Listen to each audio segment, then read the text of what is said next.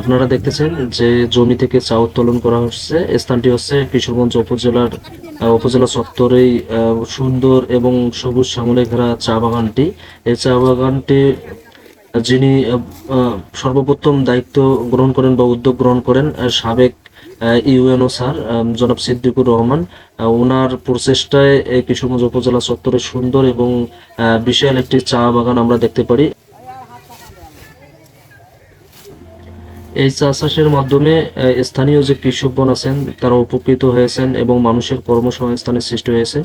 বিশেষ করে ভিক্ষুকগণ যারা ভিক্ষাবৃত্তি করতেন তাদের কর্মসংস্থানের সৃষ্টি করেছেন জনাব মোহাম্মদ সিদ্দিকুর রহমান স্যার। তার প্রচেষ্টার সফলতা আমরা দেখতে পাচ্ছি যে এখান থেকে চা উত্তোলন হচ্ছে। এই চাগুলো উত্তোলন করে এখানে কচি কচি পাতাগুলো ছেড়ে এখানে একটা একত্রিত করে এগুলোকে পানি দিয়ে পরিষ্কার করে পঞ্চগড়ে এগুলো নিয়ে যাওয়া হবে। পঞ্চগড় থেকে একটা টলি আসবে, টলিতে করে ওখানে নিয়ে গিয়ে এটা প্রক্রিয়াজাত করে চায়ে রূপান্তরিত করা হবে। আপনাদের সকলকে এই কিশোরগঞ্জ উপজেলা চত্বরে যে সুবিশাল সবুজ শ্যামলে ঘেরা চা বাগানটি আছে আপনাদেরকে দেখার আমন্ত্রণ জানাচ্ছি। ধন্যবাদ।